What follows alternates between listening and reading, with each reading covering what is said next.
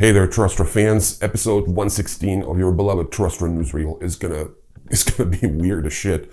Trump wants America to mine, which by no means is not to say he's abandoned his drill mantra. This asshole wants to punch as many holes in our planet as he can squeeze in his miserable lifetime. Petrodollar is apparently dead. We're gonna discuss the implications of its demise on crypto. Some fascinating stats on crypto hacks over the last 13 years are here. We'll discuss those. Terraform Labs is finally throwing in the towel, this time for good, I hope. Gemini has settled with the state of New York for $50 million. Iggy Azalea is relaunching her telecom company, so her coin mother is getting the second wind. Ripple and Apple, it sounds like a title for a podcast. Ripple and Apple have partnered to introduce a new tap-to-pay feature for iPhone users. Bitcoin's shiny city on the hill is apparently not happening in El Salvador. Volcano bonds are dead, and the only projected citizen got tired of waiting and left the country. We'll discuss some gaming and NFT projects, and of course, Wu-Tang's PR scheme with this Once Upon a Time in Shaolin album being finally semi-introduced to the general public for $1 NFT. And that's just a taste, so get comfy, hit the like button, and enjoy episode 116 of your beloved TRASTRA Newsreel.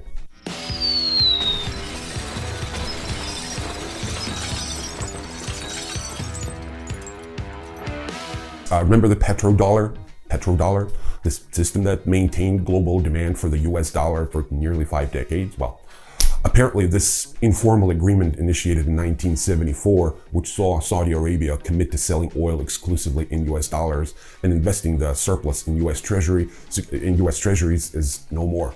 On June 9th, 2024, the 50-year petrodollar deal expired, and the Saudis chose not to renew it. The Saudis are now free to sell oil in various currencies such as the euro, yen, yuan, whatever, rubles, and even digital currencies like Bitcoin, rather than being confined to the US dollar. Bitcoinists are all aflutter because if major oil producers like Saudi Arabia begin accepting Bitcoin for oil transactions, it could significantly bolster Bitcoin's legitimacy and value, accelerating the broader adoption of cryptocurrency in international commerce. I, as you can imagine, remain highly skeptical because even if the Saudis start selling their oil for Bitcoin, they have to take care of the overhead in fiat.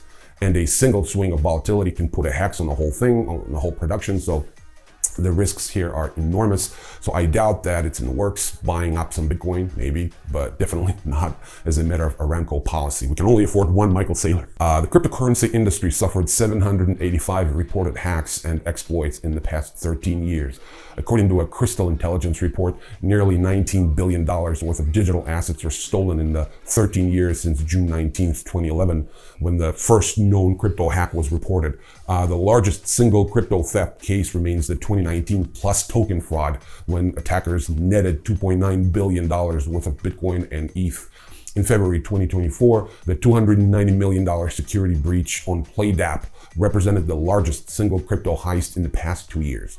Chris Amani, CEO of Terraform Labs, has announced that the firm will cease operations.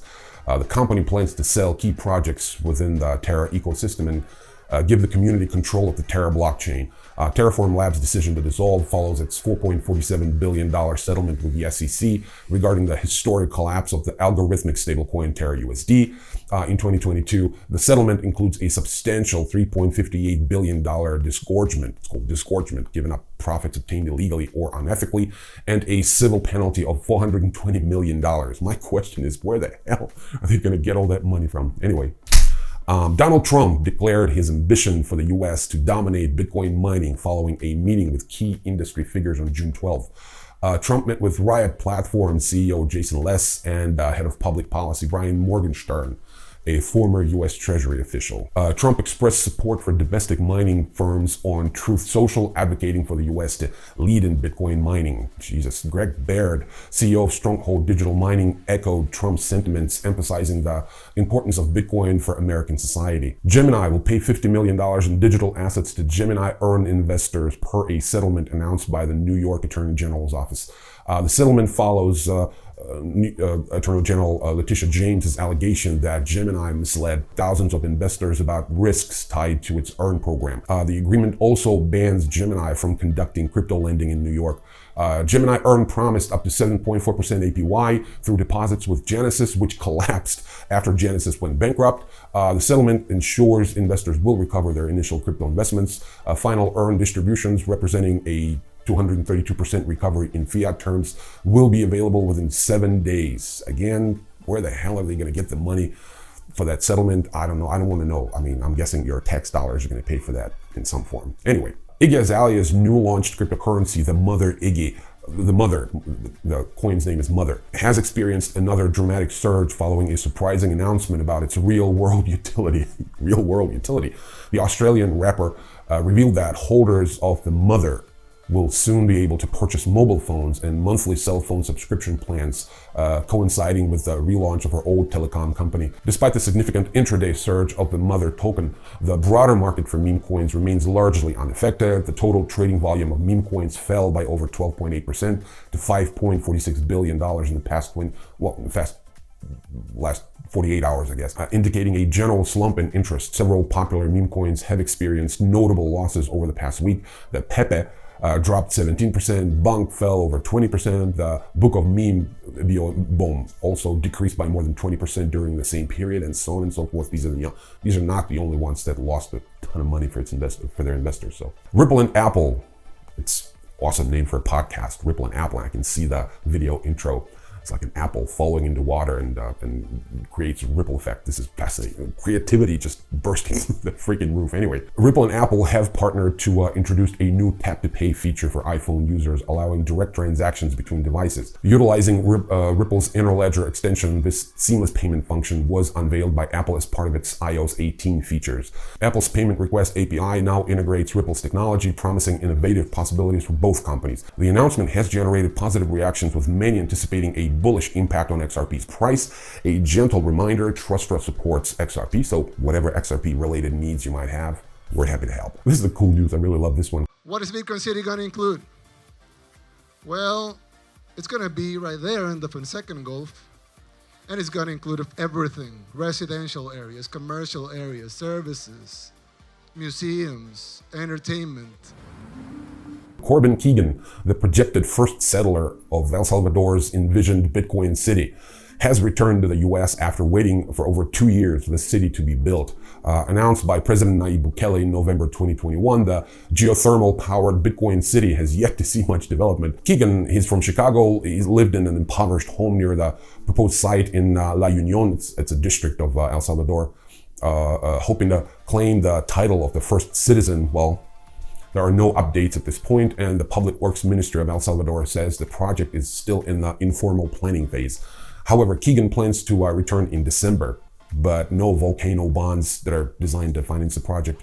They were approved last year and expected in Q1 2024, so volcano bonds have not been issued so far, so this poor bastard is in for a huge disappointment. Uniswap Labs has acquired Crypto the Game, an on-chain competition inspired by the TV show Survivor, where players compete in various challenges and vote each other out or off, whatever, if they're on the island. The game's founder will join Uniswap Labs to enhance its experience and integrate decentralized finance elements. The Sandbox, a platform focused on user-generated content in the metaverse, raised $20 million through a convertible debt offering at a $1 billion valuation. Values these things.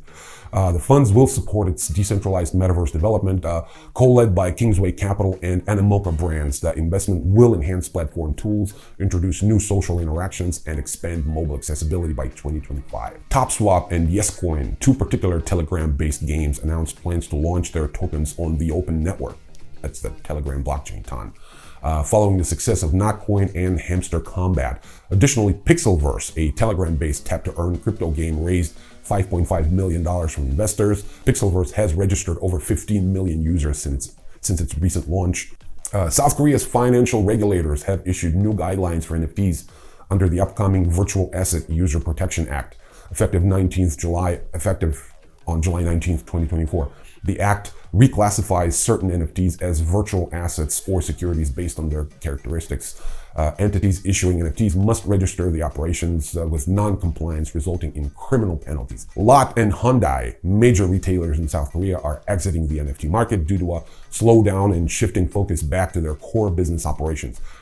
This strategic realignment is also influenced by regulatory challenges in South Korea, which may categorize certain NFTs as virtual assets requiring stricter compliance. And finally, the saga of the one-of-a-kind Wu-Tang Clan album Once Upon a Time in Shaolin has reached its inevitable conclusion. You can now buy it on the cheap as an NFT at thealbum.com. It's the name of the website, thealbum.com.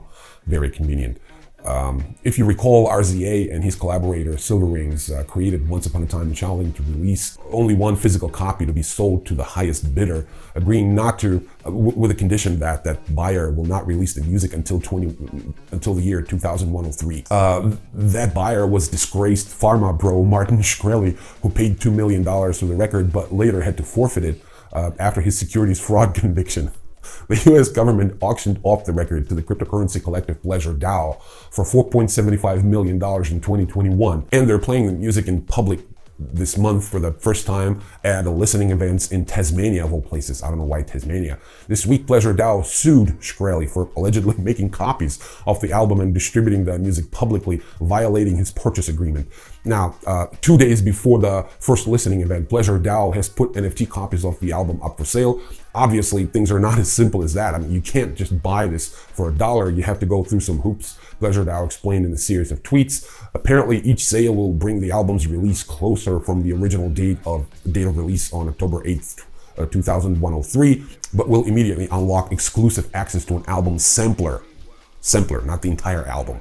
You pay $1 and get a sampler created by Silver Rings. But the bottom line here is that, I mean, if you're really into rap, if you really try really hard, well then, someday you'll be able to listen to yet another crappy rap album. That's basically it. Well, thank you so much for watching. This is it for now. Make sure to subscribe to the channel, watch our short ones on TikTok, and join our community on Telegram. In the meantime, I bid you adieu, and I'll see you in the next video. Peace.